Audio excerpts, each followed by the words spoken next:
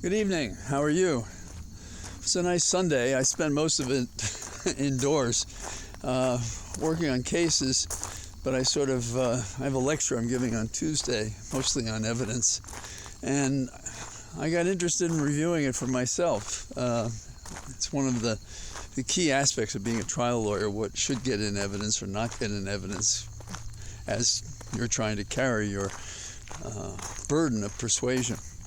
So today, I don't have a burden of persuasion, but I do have a lot of questions about things. You got to wonder what exactly it means to warn Putin against using nuclear arms.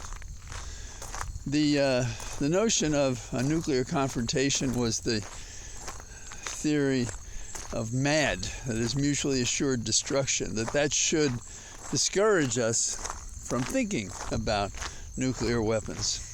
And here we are, despite all those years of wisdom and all the evidence of what nuclear energy can do in a warlike setting, and we're warning that if you try to use a nuclear weapon there, we'll use one and then you'll use another one. That's not an argument I favor. When I ran for Congress a million years ago, one of the issues in the campaign was the nuclear freeze. That is to freeze the arsenal of nuclear weapons. And the United States has always had the position of not letting anyone else have one. And of course that went by the wayside many years ago. But it was interesting, the people that both supported and opposed me in debates and conversations I had. And I don't know what the reaction would be today. I think most of us had hoped it was behind us, but we didn't count on a madman in Moscow, seemingly out of control in terms of judging his own people and sending more soldiers after the soldiers he had into a conflict that it appears he's been suffering setbacks. And he says he's warring with the West, and I think that's pretty true, actually. I had supported the notion of supporting the Ukraine and pushing back because I think Putin is a dangerous character for the world and for that region, of course. So how's this going to work out? I don't know. If it's just saber rattling, because he always says it as like a contingency, that something else has to happen before he would do that. But and maybe he said that to intimidate people and put them on their heels a little bit. But it's not something we can ignore, given what we've already seen Putin do. So that's in the unhappy category of news today. There's a story about Biden getting judges appointed. And at this stage in Trump's presidency, he is behind what Biden's doing. So Biden has gotten 80 new judges, some in the circuit court, others in the trial court, district court, and he's been looking for those who were defense counsel and civil liberties lawyers and fewer prosecutors. I've watched my friends over the years who were prosecutors not become judges because they were civil rights lawyers or public defenders or criminal trial lawyers. And I've had friends tell me that when they were passed over, that, if they just kind of curbed what they believed in, they could get to the court. Now, we've seen at the hearings when Trump was considering judges and Kennedy, Senator Kennedy himself, was asking these questions, the new Kennedy, the asshole Kennedy. And people didn't know what a motion in limine was, which is something all trial lawyers should know, to make a motion before a trial to address some tough issue. They hadn't done a deposition. They hadn't done a trial themselves. They didn't know criminal law very well, hadn't practiced it. And there are lots of honorable ways to practice law without knowing what you need to know to be a trial lawyer. But if you're going to be a judge, you really should know what happens in a courtroom. You should have spent some time at it. It's not something that you pick up. And from my non-statistical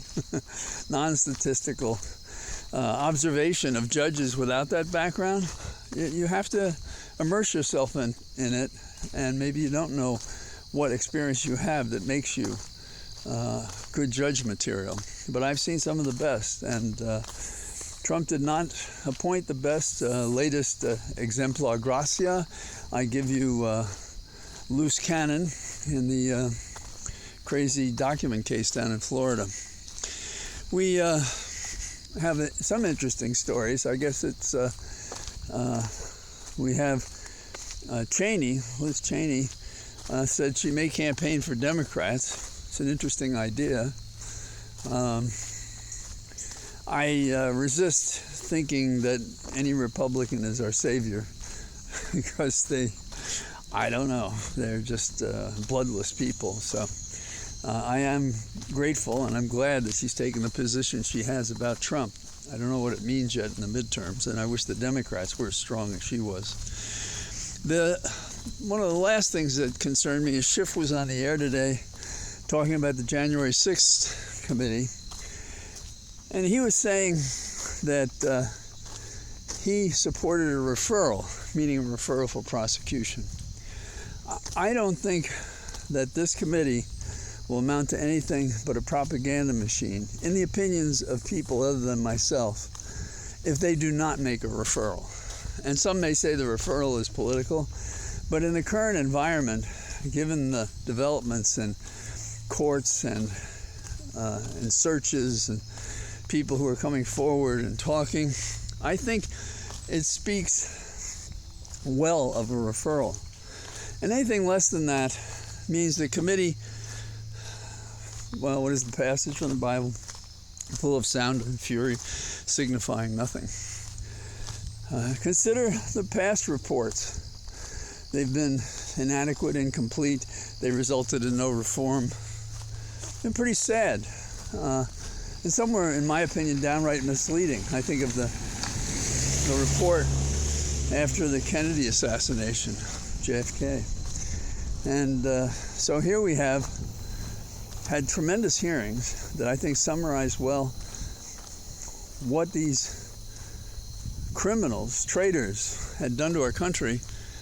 And how can we just at the end of that say, I think we should have some legislative changes so that next time people aren't confused about what electors do. No one was confused about what electors do when we had the January 6th assault on our government trying to overturn our democracy for an autocracy. So if we don't have referrals, then the committee is a yawn. If we have referrals, no matter what happens in the midterm election, the referrals exist. Even if we don't have the majority of the House, and even if we don't have the majority or slim majority in the Senate, we have the veto to deal with legislation and a referral to the Justice Department with perhaps the firing of the current Attorney General if he won't do what the referral asks. That seems to me to be a better path to follow. So I'm not ready to concede the congressional races. I think we are slightly ahead in the Senate races, but there's still a lot of time between now and Election Day. So that's my thinking as I am in the cathedral of trees, which are beautiful today as the sun sets. It's really nice out here. Better than what's happening generally among our political elite. Bye-bye.